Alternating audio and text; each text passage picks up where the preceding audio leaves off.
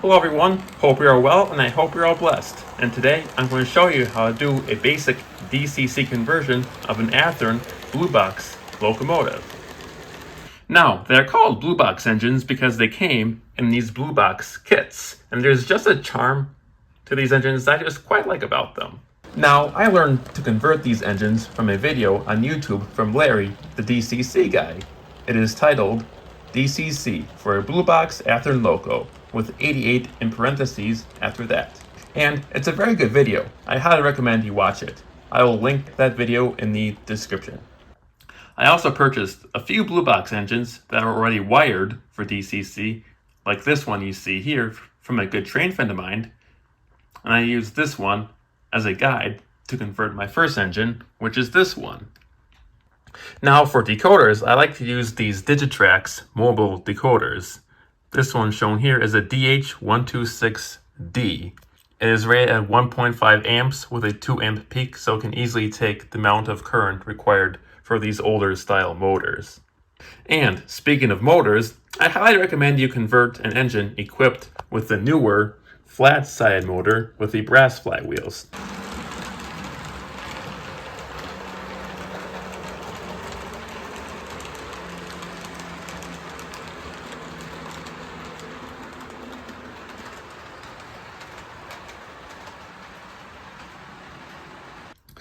It performs much better and it draws less current than the older, rounded gray motor with gray flywheels.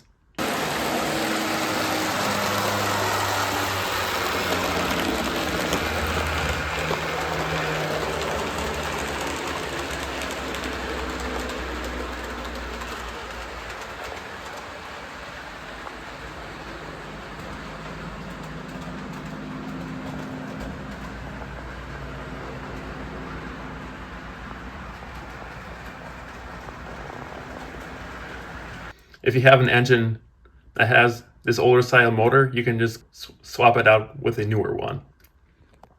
Now the engine we are going to convert is Milwaukee Road number 407. So let's get started.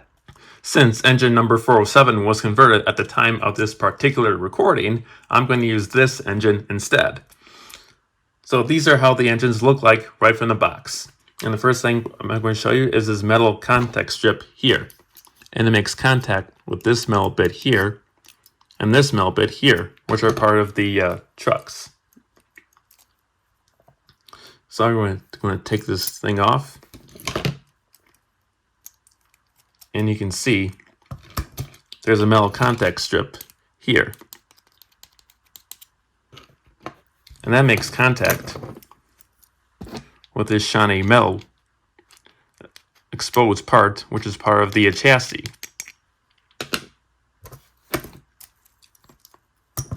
And also, the bottom of the motor also makes contact with the chassis. Now I'll show you that later in the demonstration. Alright, the first thing we're going to do is to wire up the motor. So first things first is to take off this front light assembly right here and set that aside. Now, this engine hasn't been run in, so originally it was quite stubborn to take that front light assembly off. Next, we're going to take this little metal piece off right here and set that aside. We're not going to need this, but we're not going to need this anymore since we're going to convert it to DCC, of course. Next, we're going to take the motor off. Put my screwdriver here and just push on the motor mounts right like so. Now for some of these, they're quite easy to take off, but for some of them, they're quite difficult.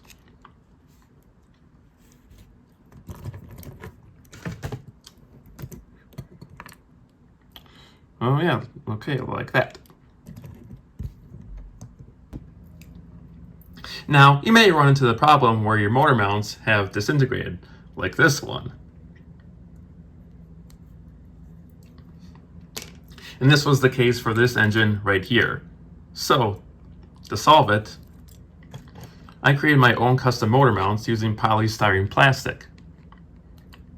I cut them to size, and I placed them in the indentations. I superglued them in the indentations right here.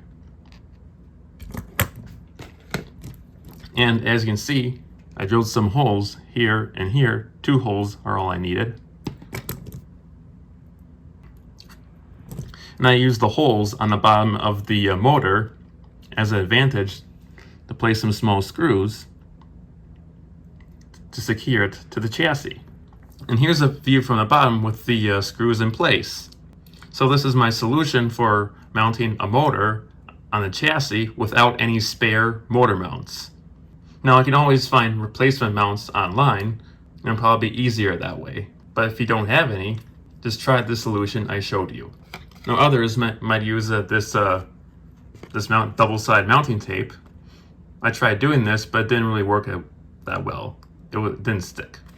All right, let's go back to the motor. So this is the bottom, and as you can see here, there are 2 prongs here and here, and they make electrical contact with the exposed metal part on the chassis. Since we're converting it to DCC, we're going to have to isolate that.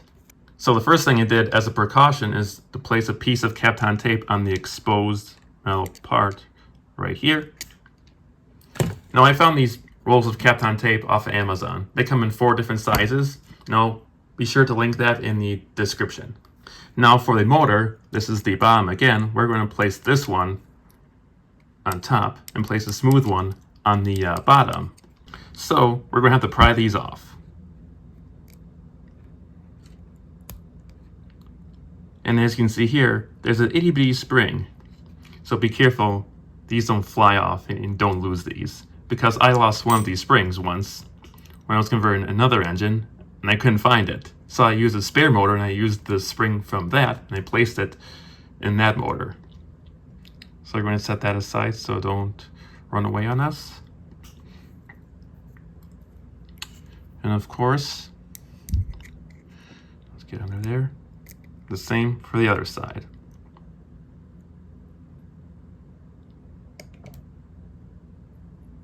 Okay, like that. Also be sure you don't lose these little metal bits right here as well. Oops, the other one just came out like that. Okay, all right, that's that. Okay, also one more thing. I'm also going to flatten these prongs so they don't stick out as much. Now to make things easy, let's wire up these metal bits right here before we place them back on the motor. So we're going to place our paste flux right here, like so. Next, we're going to add our solder.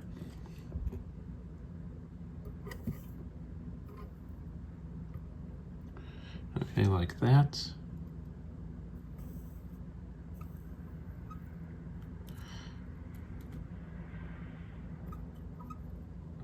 All right. Okay, now we're going to add our wires. So I cut these wires to size beforehand. So we're going to place the orange wire, which would be on top, like so.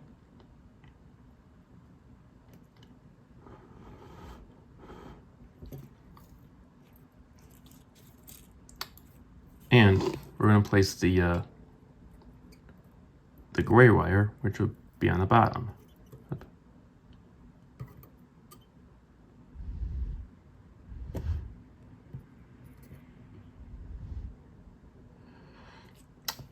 All right, like that.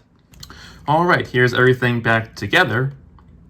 Now we're going to solder a jumper wire from here to here. And speaking of wires, I got this wire set off Amazon. There are 6 different colored spools. It's a 30 gauge wire, stranded, and has a cool dispenser feature in the back. I'll link that product in the description. Since the purple and green wires won't be used for this conversion, we're going to cut these off.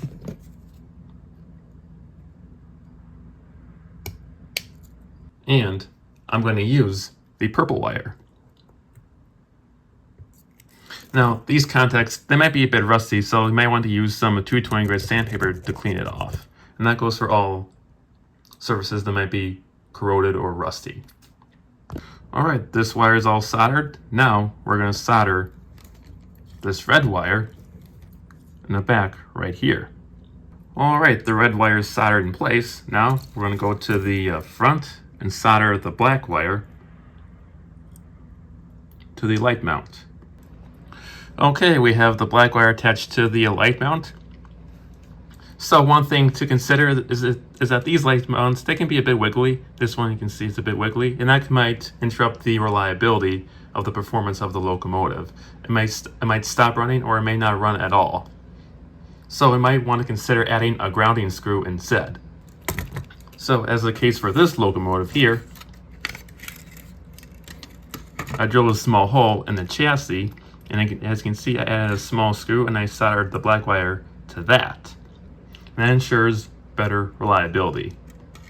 Now this is another engine that I'm going to convert, and as you can see here, this is the mounting hole. And when you're drilling through metal, just go at a slow speed and press down hard. Now as you can see here, I created my own little platform for my wires to sit on, so I can tape them up and keep them in a nice clean bundle. So it's just a piece of polystyrene plastic, and I just taped it to the motor. Alright, the main wiring is now complete. I just added the decoder. So before I add the lights, let's go to the layout and test it out to make sure everything runs good. Okay, let's go forward.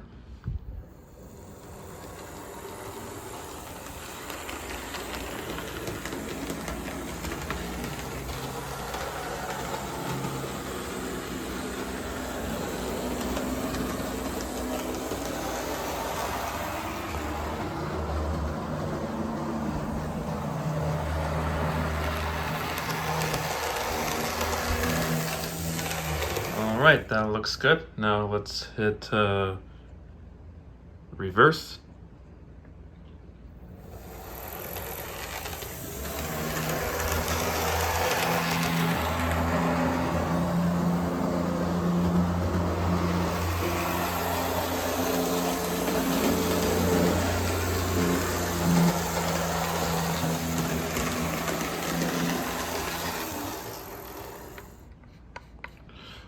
Alright, that looks good. Now let's go and add the lights.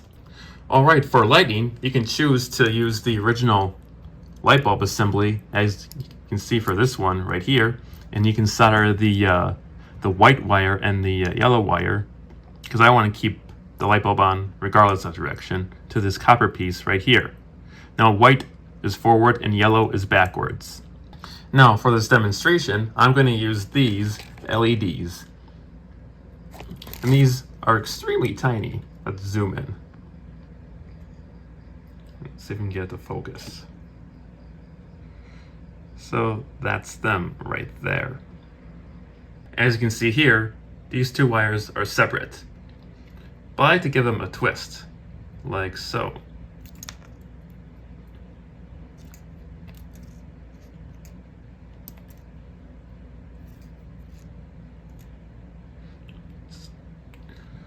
Okay, just like that. And as you can see, these lights already come with the resistor in place, and it's connected to the red wire. And for the black wire, I just used my hobby knife and I just shaved off just a little bit of the black coating off, so there's more surface area to solder to my other wires. So the white wire is forward, so we're going to tin that one first.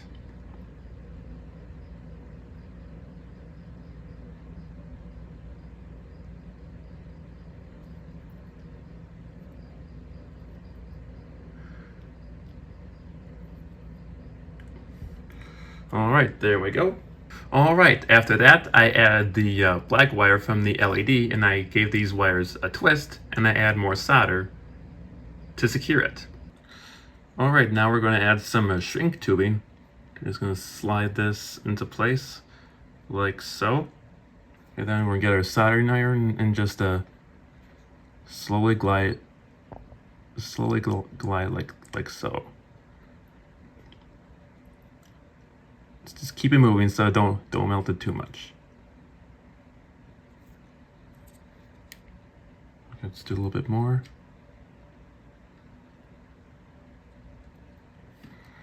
Alright, just like that. Alright, now I have my blue wire attached to the positive end where the resistor is. So let's solder that.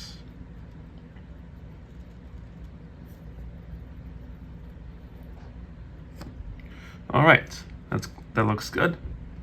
And here it is, all complete, with the heat shrink tubing in place. Now make sure you place it on before you solder these joints together. Now you can see another blue wire here. So this is for the reverse light.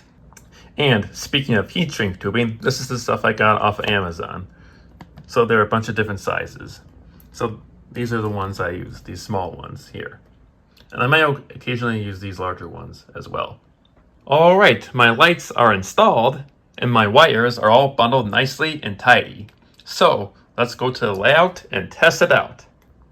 All right, here's forward and here's reverse. Forward, reverse. And as you can see, these lights are really bright. And speaking of light, the Lord led me to this verse in John chapter 8, verse 12. And Jesus says, I am the light of the world. He that follows me shall not walk in darkness, but shall have the light of life. So for this locomotive, I just simply taped the lights on the inside of the shell with some electrical tape. You can see the end of the LED right by the back headlight. And I made sure I covered all of it so the light doesn't leak out through the bottom. All right, for this locomotive, for the front headlight, I created a little custom housing of polystyrene plastic, and I just used Sharpie to paint it black. Then I used some of this UHU Putty to hold the light in place. And for this F7 locomotive, which has two headlights in the front, this is the housing I created for it. Again, I used polystyrene plastic, super glue, and the same putty to hold the lights in place. All right, we have the body shell on. Now let's test out the lights. We got forward, awesome. And we got reverse, awesome. I think we have ourselves a finished locomotive. So that is how you convert an Athearn Blue Box engine to DCC. I hope you learned a lot through this video, and I hope you were blessed by it. Now, you can end the video here by putting together a montage of video clips of Blue Box engines running on my layout, so you can just continue watching that. Until next time, may the Lord bless thee and keep thee. You take care, and God bless.